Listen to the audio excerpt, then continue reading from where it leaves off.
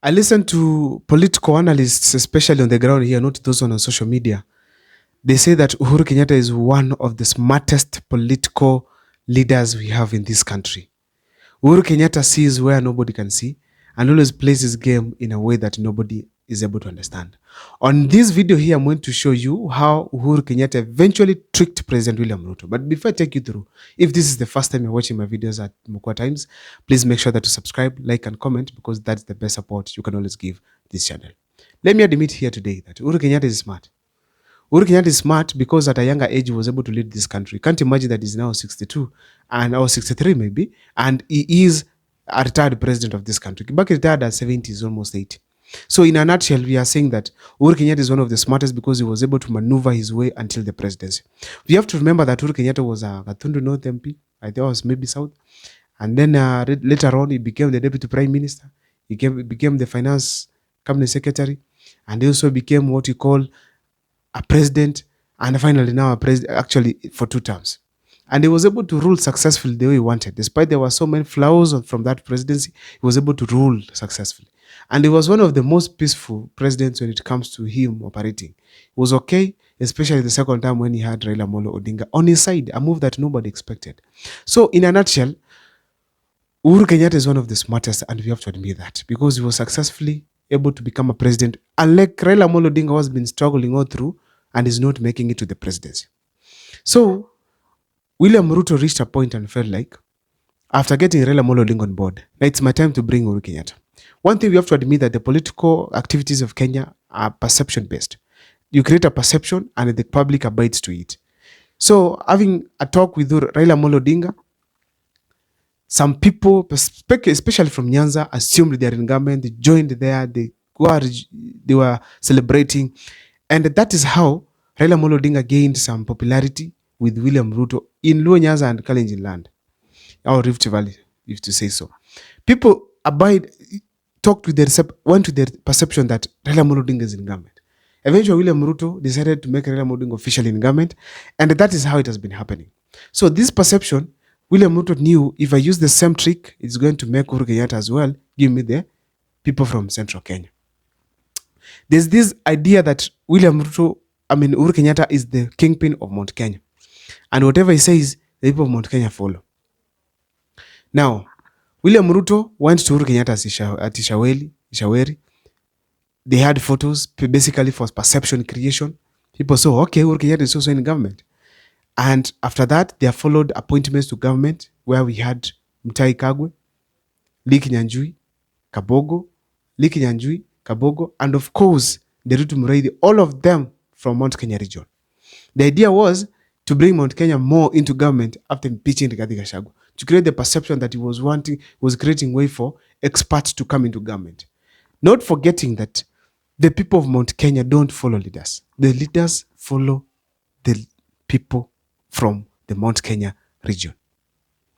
So the idea was that William Ruto brings people, the people of Mount Kenya will listen to them. As we speak today, it's like all those cabinet secretaries from Mount Kenya are not in government, or they don't exist, or they were not appointed. Why? They don't have a voice on the ground except Gachagua.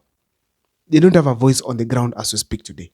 So this puts William Ruto at a certain position that is completely confused on what to do. Because now, you've appointed cabinet secretaries. You've had a handshake with Uhuru Kenyatta.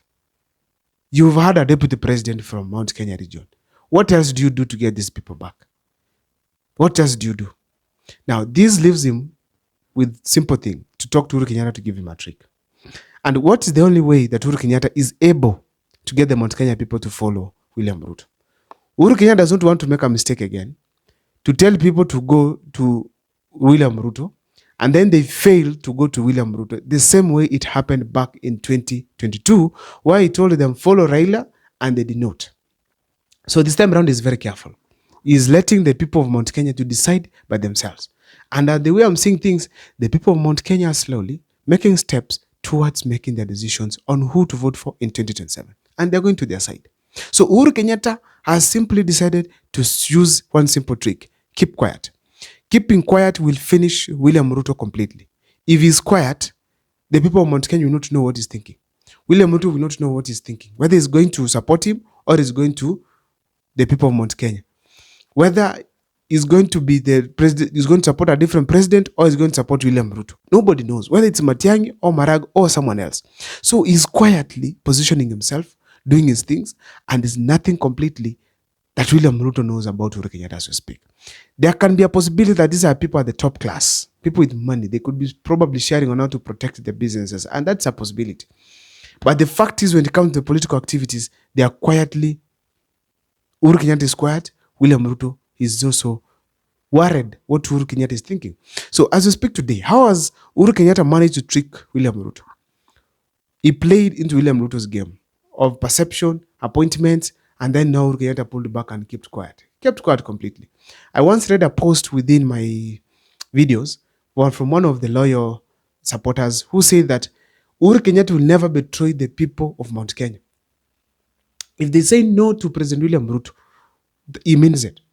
He will also go with the people of Mount Kenya. Even if comes rain, comes sunshine, he will go with the people of Mount Kenya. So as we speak today, William Ruto is depending on Uhuru Kenyatta, who will not listen to him, but listen to the people of Mount Kenya.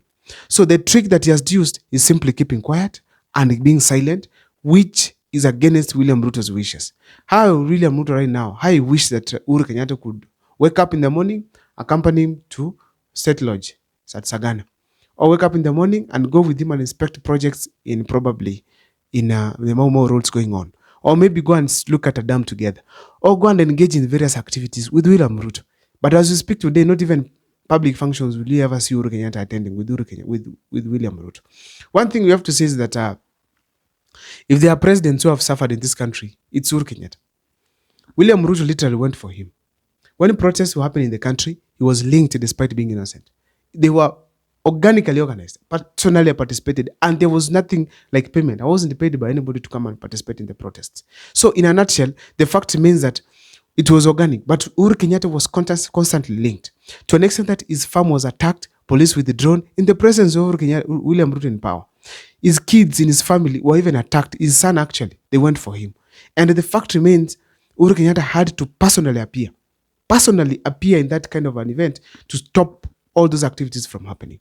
So the fact remains as we speak today that Uhuru Kenyatta literally suffered under President William Ruto's regime by ensuring that he's protecting his family across, because William Ruto was coming for him.